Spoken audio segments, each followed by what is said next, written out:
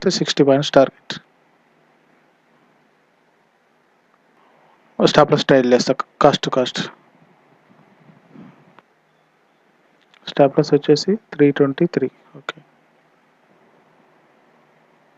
385 cross అయితే stop loss trail చేస్తా. Bank Nifty 180 trend and break అయినాక వన్స్ రిట్రేస్ అయ్యి కంటిన్యూ ఫాల్ ఉంది చేస్తున్నా.